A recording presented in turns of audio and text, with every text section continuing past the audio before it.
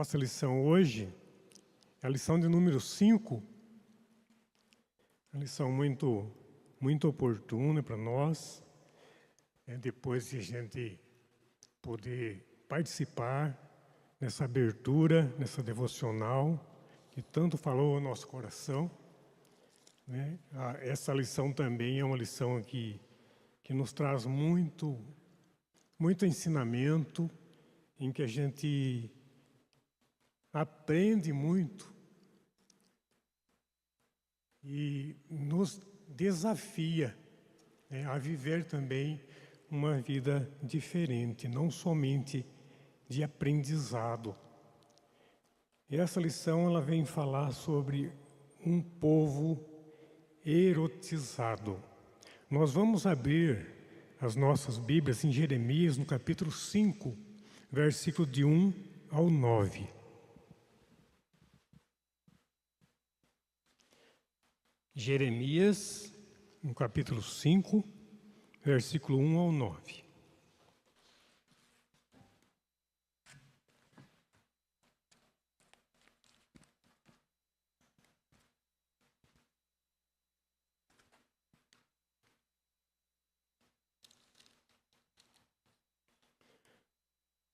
Vamos fazer essa leitura responsivamente. Jeremias 5, do versículo 1 ao 9. Vai falar sobre os pecados de Jerusalém e de Judá. Dai voltas às ruas de Jerusalém, vede agora, procurai saber, buscai pelas suas praças, e ver se achais alguém, se há um homem que pratica a justiça, ou busque a verdade, e que lhe perdoarei a ela, e eu lhe perdoarei a ela.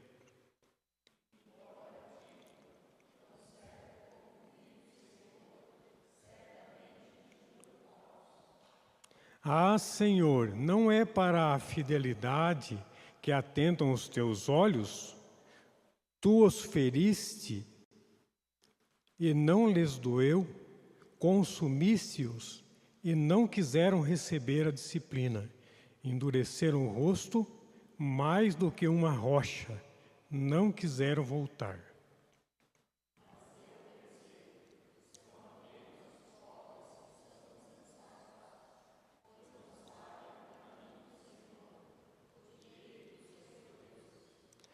Irei aos grandes e falarei com eles, porque eles sabem o caminho do Senhor, o direito do seu Deus.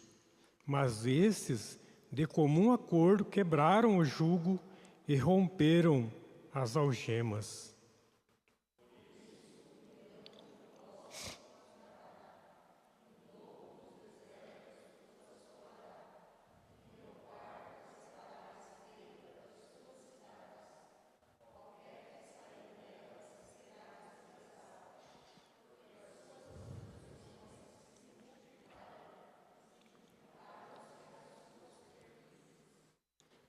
Como vendo isto, te perdoaria? Teus filhos me deixam a mim e juram pelos que não são deuses. Depois de eu os ter fartado, adulteraram e em casa de meretrizes se ajuntaram em bandos.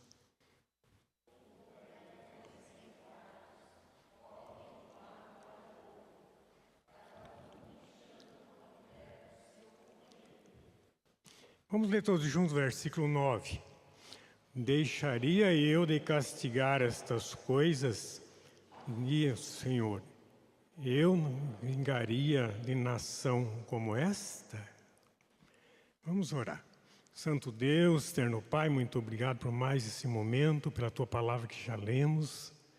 Abençoe, ó Deus, ricamente, nos use, nos capacite.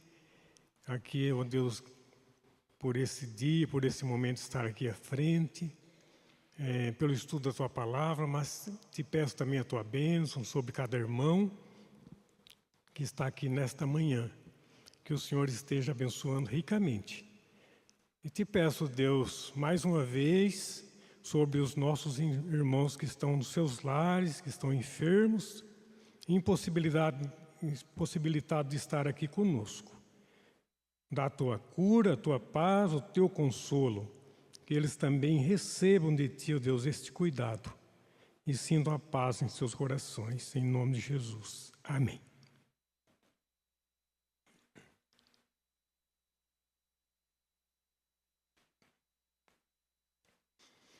Esse texto aqui fala no pecado de Jerusalém e de Judá. Quando eu estava estudando essa lição, é um povo erotizado. O que significa isso? Um texto que também, quando nós lemos, principalmente lá no versículo 8, que fala na situação nos homens, né, se exposto aí como os garanhões. O que ele está falando, resumindo, o que esse texto vem trazer para nós, aquele povo estava vivendo de uma maneira, fazendo todo tipo de pecado, de promiscuidade. Pessoas sem nenhuma ação moral, pessoas que estavam distanciadas de Deus, estavam fazendo tudo aquilo que Deus não se agrada, aquele povo estava fazendo. E um ponto que eu queria estar colocando, que povo era esse? Eram os ímpios? Era o povo de Deus. O povo, os pecados de Jerusalém e de Judá. O povo de Deus que havia abandonado. Então, esse texto, Deus vem falar de perto com Jeremias. E ele desafia Jeremias. Jeremias é desafiado. E nós vamos ver no decorrer da lição que isso aconteceu com Abraão também. Mas aqui hoje nós estamos falando de Jeremias, e quando ele é desafiado, Deus diz para Jeremias: procure ver se tem uma pessoa. Aí nós conseguimos pensar na imoralidade, de quanto aquele povo se distanciou de Deus. E nós sabemos que para se distanciar de Deus, começa grande. Não, começa pequeno. Com as pequenas coisas, com deixar seduzir, com afastamento, vai se afastando de Deus e as coisas ruins começam a entrar na vida. E mais uma vez, estou refletindo, reafirmando, e já para a lição trazendo para nós o cuidado que nós temos que ter. Que as coisas acontecem e entram na nossa vida devagarinho, e quando menos pensar, estamos longe. Pode acontecer com qualquer um, e nós vamos ver qualquer um que não se propor a viver uma vida de comunhão com Deus. Porque nós temos essa certeza, temos essa afirmação, temos essa promessa que Deus está conosco, cuidando dos nossos passos, cuidando da nossa vida. Mas nós precisamos obedecer, precisamos andar com Ele. Não podemos andar à nossa vontade, na nossa vida, pelos nossos caminhos, achar que não precisamos de Deus. Então, para a nossa introdução, nós vemos aqui, a situação moral e idólatra de Israel havia atingido um estado epidêmico. Não havia qualquer área na vida do povo que não estivesse profundamente corrompida pelo pecado. Não se encontrava um justo entre os pobres, nem entre os ricos, nem entre os religiosos. Não havia sequer um governante que tomasse uma decisão correta e segundo a justiça da lei do Senhor. Então aqui estava geral. Eram os ricos, eram os pobres, eram os religiosos. Tomou conta. Essa epidemia, é uma epidemia, né? Epidemia da dengue, a epidemia do pecado tomou conta da vida daquela gente. Por quê? Porque não tiveram cuidado, não obedeceram. Se alguém, eu vou dizer no início aqui, se alguém quiser comentar, pode levantar uma das mãos, tem microfone, vamos estar comentando. A qualquer momento que você quiser falar, pode falar. Primeiro tópico, uma busca frustrada. Uma busca frustrada. O capítulo 5 de Jeremias é um amplo diagnóstico espiritual de Judá. Esse diagnóstico é feito a partir de um desafio feito por Deus a Jeremias. Se o profeta encontrasse em Jerusalém pelo menos uma pessoa que fosse justa, Deus desistiria de seu juízo e toda a cidade seria poupada. Olha que desafio que Deus está colocando. Uma pessoa. E nós vemos que, pelo texto, eu creio que todos leram, Jeremias saiu a procurar. Ele foi nas praças da cidade, nos lugares, e ele foi falando. E as pessoas deram ouvido? Não quiseram ouvir. Endurecidas. Não quiseram ouvir.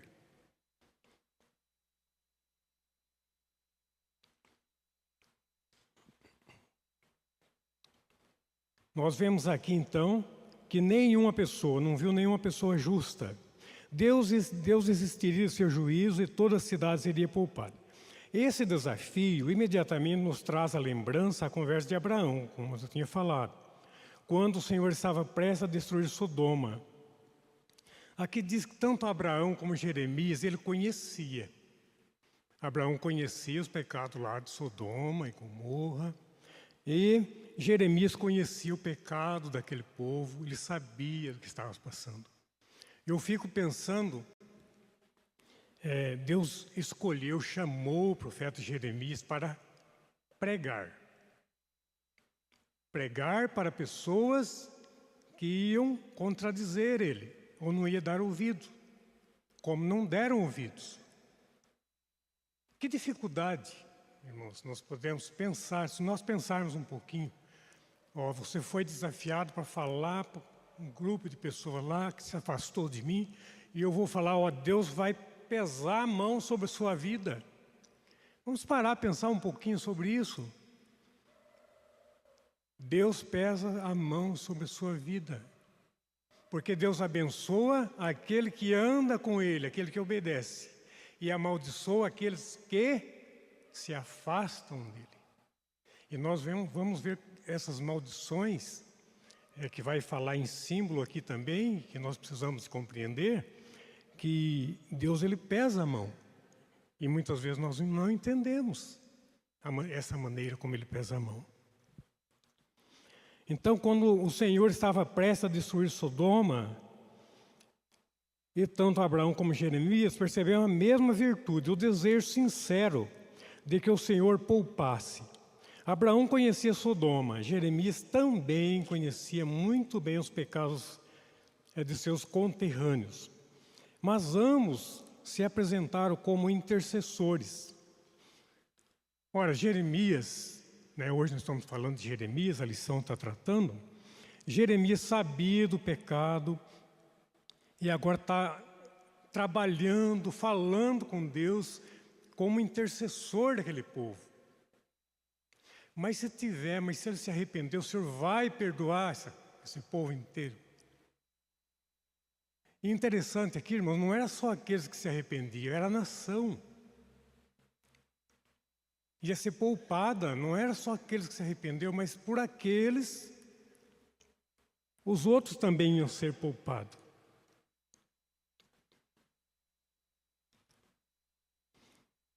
Abraão foi diminuindo suas expectativas, se contentando com as respostas do Senhor. Nós não vamos ler tudo aqui, a gente tem muitos assuntos importantes, muito importantes, como esse também é. Mas Abraão foi colocando, mas 50, pensando se tivesse 45, já leu o texto. Mas se 40, e 30, e 20, e se tiver 10, o Senhor vai perdoar? Eu perdoo por amor dos 10. Mas agora em Jeremias, agiu de modo diferente, seguindo a ordem do Senhor. Ele saiu pelas praças à procura de alguém que pratique a justiça e ame a verdade. Ele descobriu que, embora as pessoas fossem visivelmente religiosas, jurando em nome do Senhor, essa religiosidade era falsa.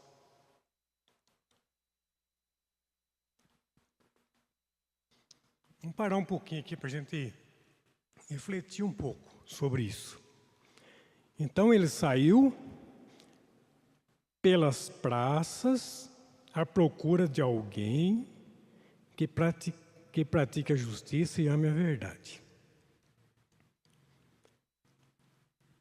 Me chamou bastante atenção aqui quando ele diz: ele descobriu que, embora as pessoas fossem visivelmente religiosas, jurando em nome do Senhor, essa religiosidade era falsa.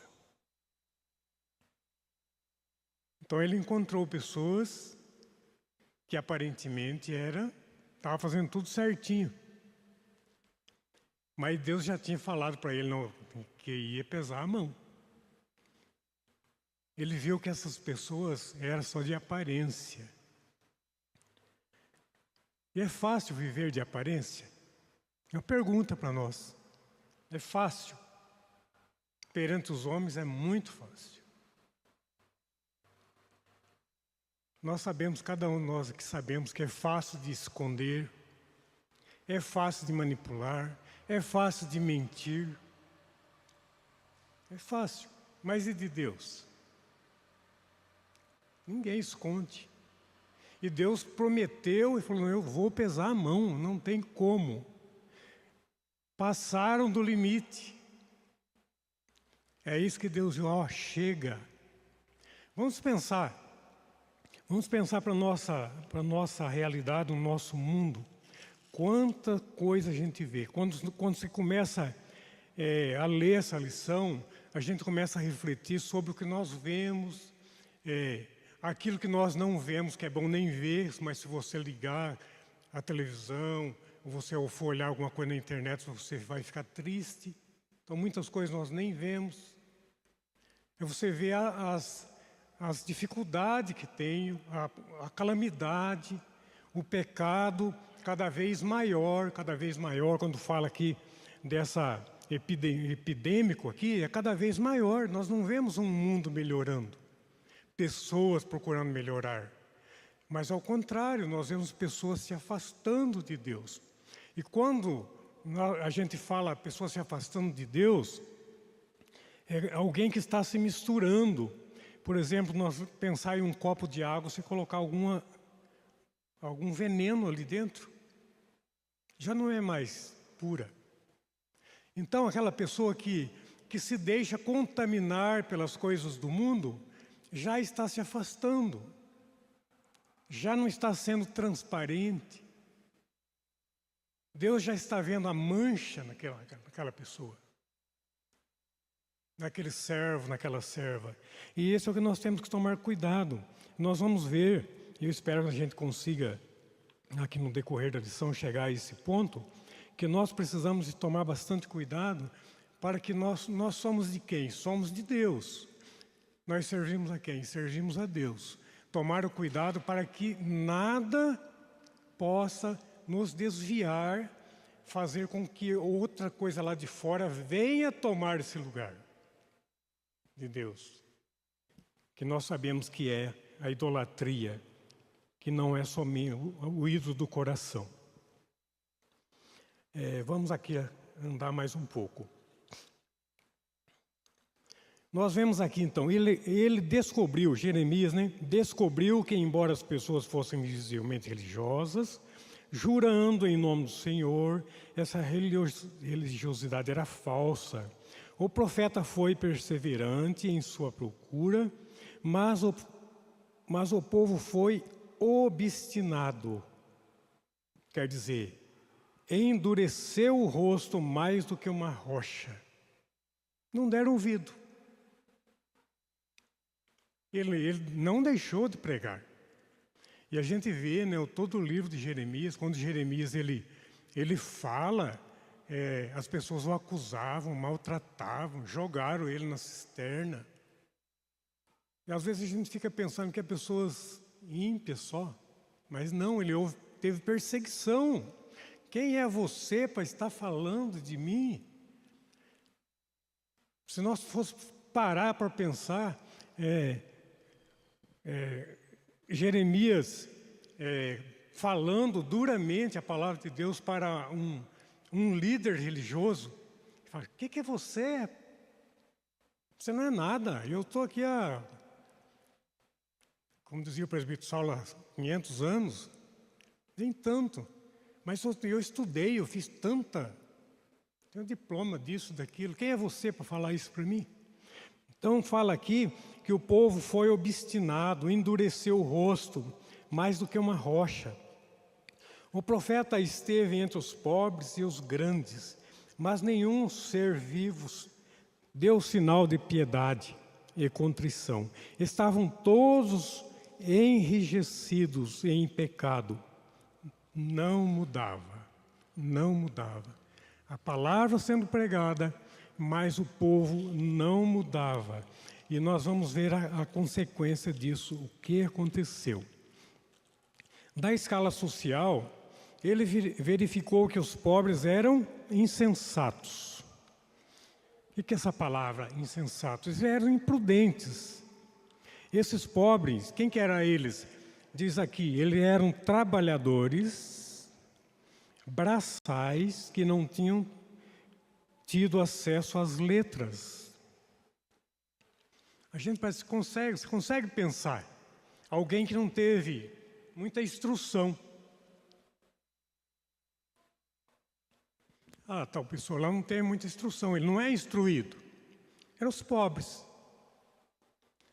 E Jeremias foi lá, falou com esses pobres, não viu mudança, mas é por ser pobre. Não teve instrução, não tem conhecimento. Eram insensatos. Ele também foi aos grandes, que eram os sacerdotes, escribas, membros da nobreza, enfim, pessoas que tinham tido acesso à leitura e ocupavam cargos importantes. Jeremias percebeu que essas pessoas também, de comum acordo, quebraram o jugo, romperam as algemas. Me chamou muito a minha atenção também nesse daqui. Esses homens, essas pessoas, eles tinham sim o conhecimento. Mas quando diz aqui que eles resolveram de comum acordo, quebrar as algemas. Quer dizer, o que é isso? Desligar. Não preciso de Deus. Essa é a palavra. Eu não preciso, eu consigo andar sozinho. De comum acordo, quebraram o jugo. O jugo é o quê? Aquele que une. Quando Jesus ele fala assim, que para nós tomar o jugo dele, porque o jugo dele é suave, meu jugo é suave. Se nós estivermos andando junto, é andar junto. Nós estivermos andando junto com Jesus, a gente não carrega o fardo sozinho. Ele nos ajuda a carregar. Ele não vai levar sozinho, porque se torna suave. Então essas pessoas que tinham conhecimento, eles eram pessoas sacerdotes, escribas, membros da nobreza, pessoas de destaque, pessoas da elite, podemos dizer no nosso entendimento, né? Pessoas que estudaram, pessoas que têm conhecimento. Mas como todos nós sabemos aqui, o conhecimento só teórico nem sempre é válido na vida espiritual. Precisa de ter o conhecimento e a vida espiritual também. Daí sim, ótimo, não tem nada errado. Mas precisa ter a vida espiritual junto. Essas pessoas também eram comum acordo, quebrar o jugo, romper as algemas. Esse procedimento revela uma intencional e decidida rebelião Está em Jeremias 2:20, em Salmo 2:3. Ou seja, uma declaração de independência de Deus, como se fossem escravos oprimidos, se libertando de um Senhor cruel e impiedoso. Esse ponto que me chamou bastante atenção também, o que a gente pode entender, né? Como se fosse, se ele se tornasse independente de Deus, como se fossem escravos oprimidos, se libertando de um Senhor cruel. Alguém que está servindo, né? Vamos trazer esse ponto aqui. Se os irmãos não concordar comigo, pode falar. Pode falar. E nós vamos chegar a um acordo aqui, tá bom? É de alguém, vamos pensar em alguém que está servindo a igreja, tá? Está na igreja, um montão de anos. Faço isso, faço aquilo, ajudo aqui, ajudo ali. Aí fala, eu não vou fazer isso mais não, eu vou me libertar disso aí. Eu preciso me libertar disso daí. Eu vou viver para mim agora. Então, essa pessoa que pensa assim, tudo que ele estava fazendo, agora ele caindo em si no ponto negativo, ele olha como se fosse uma escravidão que ele estava vivendo. Ele não fazia por prazer, não fazia por amor, mas fazia por um outro interesse, por reconhecimento das pessoas, por achar que ele ia ter um lugarzinho melhor, ou um cargo melhor, mas não teve. Então, agora eu vou me libertar. Escravos oprimidos se libertando de um Senhor cruel e impiedoso. Esse insulto ao Senhor era algo que eles faziam em completa indiferença, e a todo o seu amor e salvação já revelado em tantas ocasiões diferentes. Quer dizer, tanto bem recebeu, tanto cuidado, e agora, vamos usar essa palavra, não está na lição, mas virou as costas. Mas isso não fica impune. Eles estavam quebrando deliberadamente a aliança com o Senhor. A punição de Deus viria com feras impiedosas que invadiram suas terras, o leão, o lobo e o leopardo. Aqui que eu gostaria de parar um pouco, que os irmãos me ajudem também, né, a gente procura, estuda, procura ver o contexto, mas sempre é bom que os irmãos nos ajudem aqui. Aqui quando ele diz, que ele fala do leão, o lobo e o leopardo, ele está falando que essas pessoas que deixaram de servir a Deus, eles iam ser umas pessoas que iam ficar sem proteção. Agora estão desprovidos. O castigo de Deus era para essas pessoas, era um momento que eles iam ficar desprovidos, sem proteção. Não iam ter mais proteção. Quem são esse povo, esses animais? Seriam uma nação forte, poderosa, que ia invadir e iam destruir eles. E seriam os babilônicos. Nação que eles temiam, eles morriam de medo, usando essa palavra. Eles morriam de medo. Agora, sem a proteção de Deus, eles iam ser presa fácil agora para os babilônicos. Deus ia permitir que os babilônicos invadissem e o tomassem.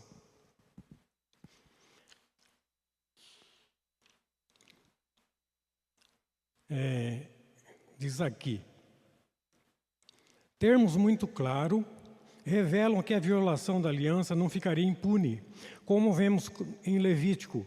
Enviarei para o meio de vós as feras do campo, as quais vos desfilharão, e acabarão com o vosso gado, vos reduzirão aos poucos os vossos caminhos, se tornarão desertos.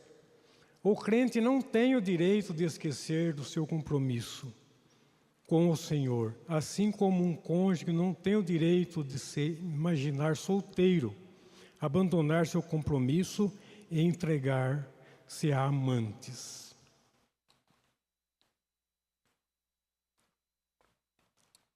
Aqui fala dessa maneira, quando fala do cônjuge, mas ele está falando do povo,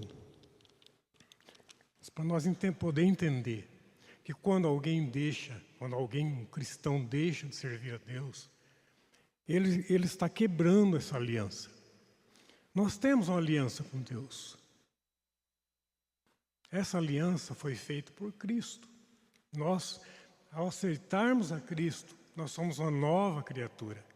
Então não podemos quebrar essa aliança. Não podemos viver de qualquer jeito. Então a lição, ela traz para nós, esse estudo, ele traz para nós um ensinamento muito sério, em que a gente precisa, sim, de tomar muito cuidado. E eu gostaria, se alguém, mais uma vez, quiser falar, fala desse primeiro tópico aqui, pode falar. O Obed está sem condição de falar, mas fala só um pouquinho, só. Eu queria fazer duas perguntas. Primeiro, esse povo tinha consciência do seu pecado? Eles eram dirigidos pelos profetas enviados de Deus na época. Hoje, nós temos consciência do que fazemos errado? Nós não temos mais profetas, nós temos a Bíblia. Então, são duas perguntas. O Beto já fez a pergunta, já deu a resposta também, no meu ver. Né? Quando fala, aquele povo tinha consciência do pecado? Tinha. Porque eles não tinham. Mas vamos lá, o Beto falando que eles não tinham. Mas quando o profeta de Deus vai e acusa, eles nem endureceram. Tá? Então, se eles não tinham, o profeta foi lá e falou para eles. Então, eles não eram mais inocentes. Havia na época muitos profetas falsos. E muitas vezes é mais cômodo ouvir o falso do que o verdadeiro. Por isso que eu digo que eles não tinham consciência. Tanto é que o erro do povo de Deus era quando o rei errava. Aham. Se for buscar na história, quando o rei era bom, tudo dava certo com o povo. Quando o rei errava, ele comprometia a nação toda. Aham. Aí vem para hoje. Quando eu errar, eu posso comprometer a igreja. Aham. Essa é a minha dificuldade hoje. Aham. Eu estou vendo essa lição, ela está falando claramente para mim. Como têm sido os meus frutos, de acordo com o que eu digo ou não. Eu tenho cuidado disso. Então, essa é a minha fala. Bom, a lição aqui, ela fala, essa primeira parte aqui, fala que ele foi às praças e ele encontrou quem? Religiosos. Né? Religiosos. Falso. Certo? Religiosidade falsa. Como o Bed colocou ali, eu gostaria de estar cumprimentando também, e esses pontos é muito importante estar analisando, trazer para nós. Tá? Assim como aquele povo, eles tinham sim orientação, né? O profeta foi lá, falou com eles não aceitaram, fala que eles endureceram o rosto. Então, um profeta foi lá e falou para eles. Quer dizer, se eles não tinham conhecimento, como diz, passou a ter. No nosso dia de hoje, existe falso dentro da igreja? Sim, e muito. Mas hoje nós não temos profeta. Quem que é profeta hoje? A Bíblia. A Bíblia. Então, se Deus pesar a mão na minha vida, eu não tenho que reclamar que eu não sabia. Porque eu ouço, eu leio, então eu tenho sim conhecimento. Assim como eles tiveram conhecimento. Deus pesou a mão sobre aquele povo e nós vamos chegar a esse povo, nesse momento aqui. Então nós precisamos tomar cuidado, não basta apenas ler a Bíblia. Mas eu posso ter conhecimento. Aquele povo tinha conhecimento e fechou a cara para Jeremias, não quis mais, não quero te ouvir. Não queremos, quebrou o jugo. Não falar que eles quebraram de comum acordo? Então eles sabiam sim o que eles estavam fazendo. Aí, seguindo. Pode falar, senhor Bento. Quando o povo que fechou-se no seu compromisso, é possível, por isso que eu falei que a gente tem que ter muito cuidado. A gente está ouvindo o profeta de hoje, mas nós não estamos ouvindo o Espírito Santo. Então nós temos muito conhecimento, pouca prática, péssimos frutos. Então é o cuidado que a gente tem que ter. Muito conhecimento, pouca prática, como o Beth falou. Precisamos de ter os dois, ter conhecimento, como eu disse, já no tópico lá, não eu que disse, né? Mas ele procurou pessoas esclarecidas, que tinham conhecimento. Os pobres é pobre, não tem conhecimento. Vamos para o rico. O rico não tinha conhecimento. Encontrou religiosos também, que não praticava justiça, mas era só fachada. Então como o Beto falou, trazer para nós, a lição é para nós, irmãos, não é a gente começar a pensar no povo lá, não, é para a minha vida mesmo, para a nossa vida. Segundo ponto, uma sociedade erotizada. O versículo do 7 a 9 revela Jerusalém como uma sociedade erotizada. O que era isso? Nós já falamos um pouquinho. O sexo era uma referência constante no pensamento de todos. É forte isso aqui, irmãos. Maioria, fala de todos aqui. Todos. Por quê? Vamos ver por que era isso. Por que estava acontecendo isso? Uma das características evidentes de uma nação que se esqueceu de Deus é o desejo desenfreado por coisas que não são Deus. Isso porque depois de Deus e suas leis terem sido abandonados, é natural que o povo procure algo a que se apegar, em que possa obter constante prazer.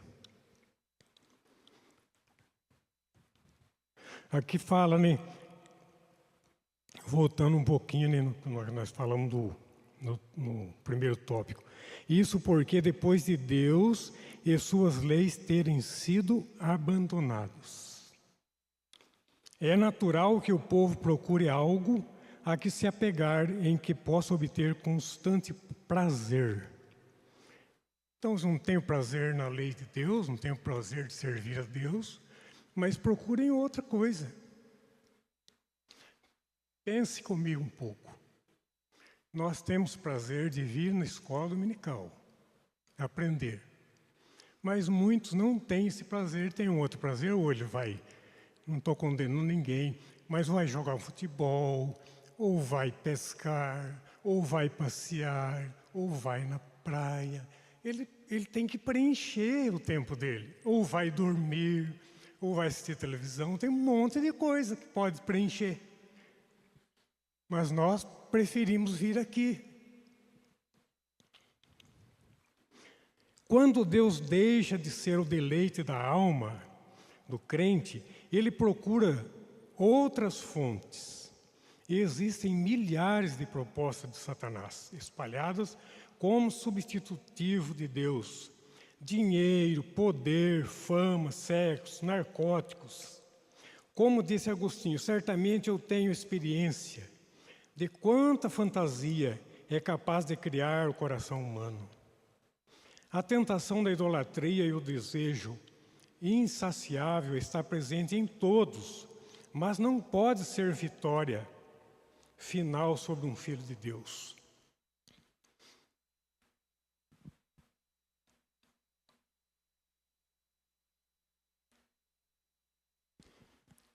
Então, esses pontos que nós vemos aqui, diz que ela pode sim querer nos atrapalhar, mas não pode nos ter domínio. Está em Romanos 6,14. Não pode ter domínio sobre um cristão. Retratando a certeza da vitória final, o crente sobre o pecado, João declara: todo aquele que permanece nele não vive pecando. Todo aquele que vive pecando não o viu, nem o conheceu. Todo aquele que é nascido de Deus não vive na prática do pecado, pois o que permanece nele é a divina semente. Ora, esse não pode viver pecando, porque é nascido de Deus. Vamos abrir nossas Bíblias aí, 1 João 3, versículos 6 ao 9.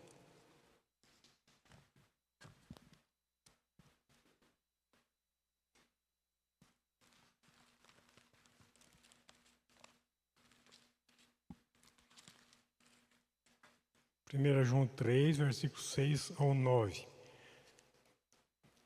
Você faz a leitura para mim, Janete? Para nós? Todo aquele que permanece nele não vive pecando. Todo aquele que vive pecando não o viu nem o conheceu. Filhinhos, não vos deixeis enganar por ninguém. Aquele que pratica a justiça é justo, assim como ele é justo. Aquele que pratica o pecado procede do diabo, porque o diabo vive pecando desde o princípio. Para isto se manifestou o Filho de Deus, para destruir as obras do diabo. Todo aquele que é nascido de Deus não vive na prática de pecado, pois o que permanece nele é a divina semente. Ora, esse não pode viver pecando, porque é nascido de Deus. Obrigado. Não pode viver pecando. Essa palavra que diz aqui, que ele não conheceu, voltando no devocional de manhã, como foi com Jó. Eu te conhecia só de ouvir. Te conhecia só de ouvir. Só a palavrinha, Pedro. Pode falar, Silvio. Na lição passada foi dito que nós não estamos livres de pecar, mas o pecado tem que ser um acidente nas nossas vidas. E acidente é contra a nossa vontade.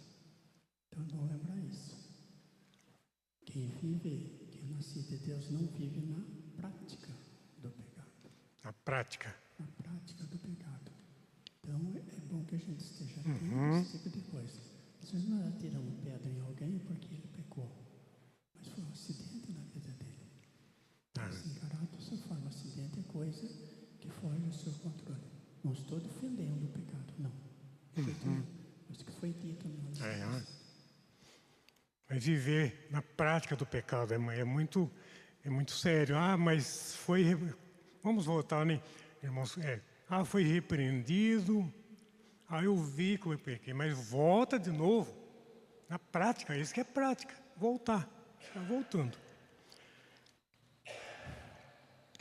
Retratando a certeza da vitória final, o crente sobre o pecado, João declara: todo aquele que permanece nele não vive pecando. Que permanece em Deus, né?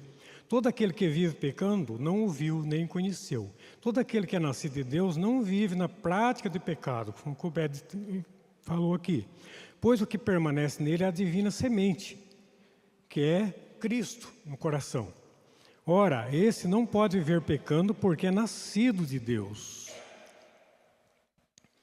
A figura de um cavalo relinchando, no verso 8, traz uma imagem grotesca de homens que não se contêm, mas se deixam conduzir sem freios por seus impulsos e fantasias. A prostituição era uma marca sempre presente nas religiões pagãs. E quando Judá se afastava do Senhor e adorava esses mesmos deuses, a prostituição se infiltrava no meio do povo de Deus. Irmãos, vamos pensar um pouquinho sobre aqui, essa parte. O que está falando aqui? A prostituição era uma das marcas sempre presente nas religiões pagãs. Religiões pagãs, eles usavam esse tipo de coisa, né? prostituição, que não era só sobre o sexo, mas em outras coisas também. E quando Judá se afastava do Senhor. É bom a gente parar e pensar nisso daqui. Quem que é Judá? É o povo de Deus, se afastava de Deus. O crente, pense no crente. Vamos voltar um pouquinho. Um cristão, não vou usar essa palavra crente, mas um cristão que se afasta do Senhor e adora esses mesmos deuses, a prostituição se infiltrava no meio. Aquele exemplo que eu dei, no copo de água.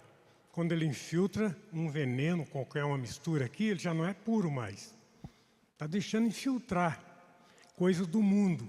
Para o cristão, se ele deixa as coisas de lá do mundo começar a entrar para dentro do coração dele, as práticas, os seus relacionamentos, dali a pouco ele virou o quê? Está fazendo a mesma coisa da religião pagã, que é uma religião pagã nós sabemos o que é. Os terreiros, aquelas coisas que não é verdadeira, que não é de Deus. Mas usam o nome de Deus, são religiões pagãs, usa o Senhor. Se mais alguém quiser falar, o Beto, com todo está impossibilitado de falar, está contribuindo bastante aqui. Pode falar, irmãos. Ainda tem um tempinho aqui. Vamos lá, então. A semelhança com a realidade do nosso mundo é assustadora. Não há altares de outros deuses em cada esquina, nas ruas de nossas cidades, mas as pessoas se curvam diariamente ao dinheiro, ao poder, ao sexo e até aos likes em redes sociais, colocando em primeiro lugar em sua vida aquilo que não é Deus. Os altares não estão nas esquinas, mas nos corações. Não precisa nem de comentar muito, né? De repente eu não estou lá naquele lugar, né, Neto? Não estou lá naquele lugar, mas meu coração está. Não é isso? Eu não estou lá cometendo aquele tipo de pecado, mas meu coração está. E nós vamos ver exatamente isso daqui. Quer ver? É preciso que cada dia a gente peça para que Deus sonde o nosso coração. Só Ele conhece que está no meu coração. Só Ele conhece que está no meu coração. Somente. E tem uma palavrinha aqui que é a mais forte de todas. Diariamente se encurvam, eu queria dizer, ao poder. Existe um ditado popular que diz: quer conhecer alguém, dá a ele poder. Então eu clamo dia e noite para que Deus sonde o meu coração. Eu preciso ver para a glória de Deus. Eu não tenho glória nenhuma. E nem homem algum tem glória a que eu deva respeitar. Não. Somente a Deus. Só Deus conhece. Eu peço todo dia para que Deus, eu seja um verdadeiro adorador, que eu adore em espírito e em verdade. Então, essa é a minha oração. Essa é a minha dificuldade. Esse é o meu anseio. Poder, não. Quero zero de poder. Exatamente. Só Deus conhece o nosso coração e Ele conhece. A sexualidade dada por Deus tem sido abusada de todas as maneiras em nossa época. Quer dizer, tem sido desvirtuada, né? Não é assim, sabe?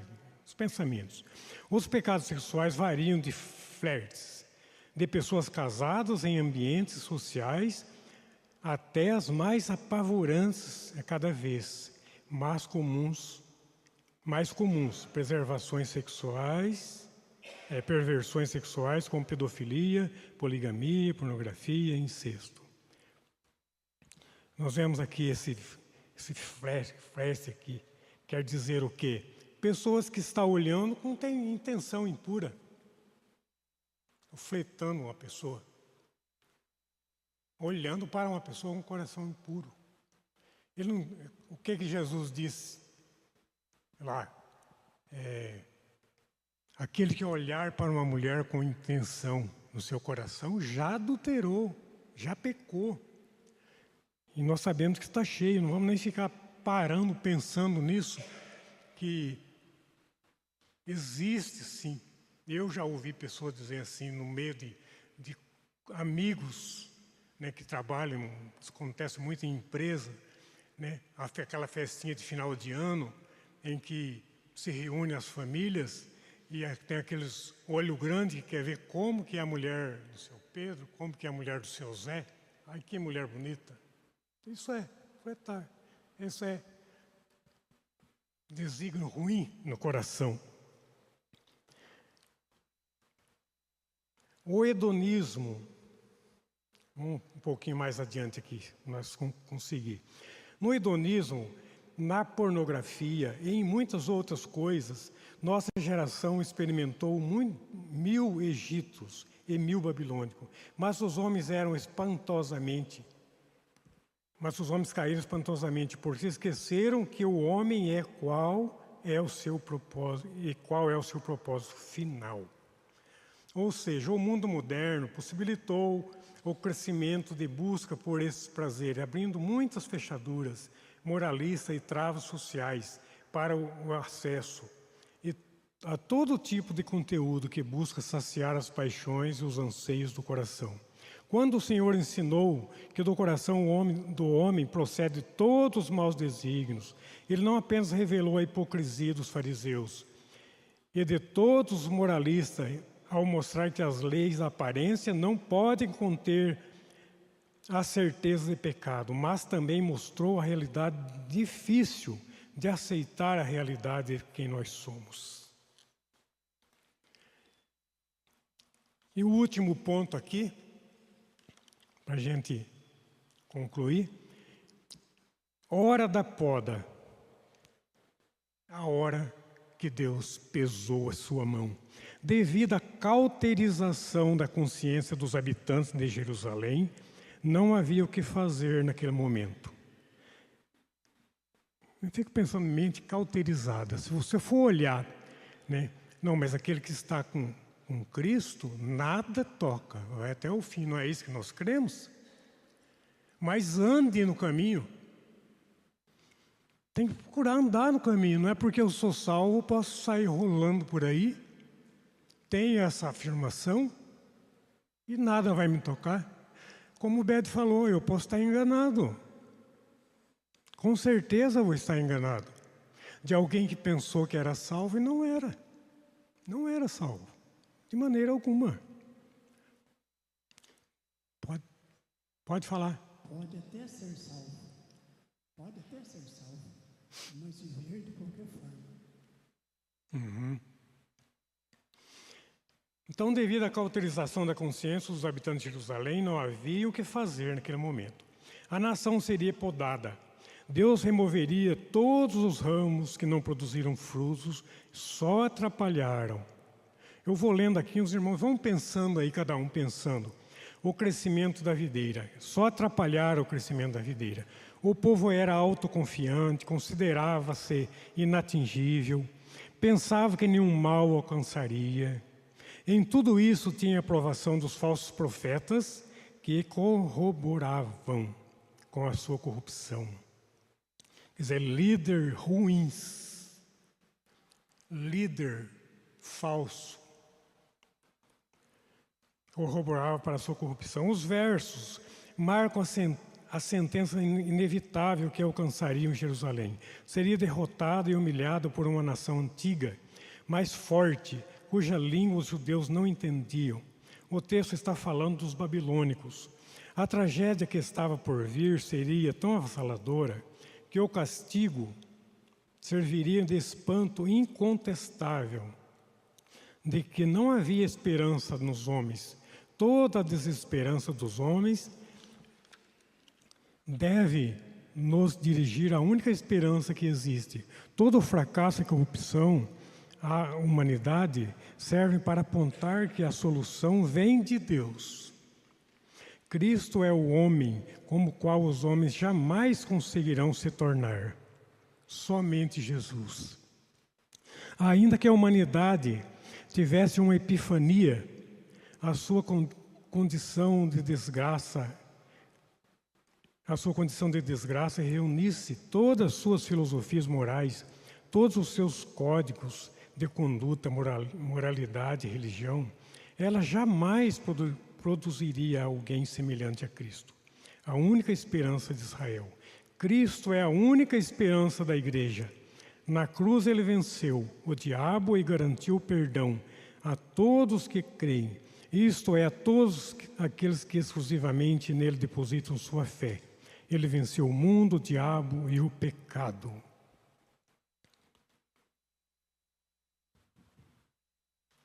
Aqui essa palavra aqui, epifania. Epifania é uma formalidade religiosa aparente. Formalidade religiosa aparente. Os irmãos podem entrar. Já vou encerrar aqui. Eu posso fazer tudo aqui na igreja. Eu estou falando nós, qualquer pessoa. Pode fazer todas as formalidades, tudo certinho. Mas isso é só uma religiosidade aparente. Volta naquilo que o Bede falou. Só Deus conhece o coração de cada um. Tá? Conclusão: o povo de Deus não é impermeável ao pecado. A decadência que testemunhamos em Jeremias provoca isso. Somos seduzíveis e se aquele que estiver em pé não vigiar, facilmente sucumbirá às tentações do diabo. Graças ao sacrifício do nosso Senhor Jesus, ao amor infinito do Pai e do Espírito, que geme e intercede em nós, em favor de nós, podemos descansar na confiança do perdão de Deus. Aplicação. Cuidado com as falsas amizades. Muitas pessoas, homens e mulheres, podem induzi-lo a ver e experimentar o que Deus proibiu e pode destruir a sua vida. Esteja atento, como disse Jesus, vigiai e orai para que não entre em tentação. Amém?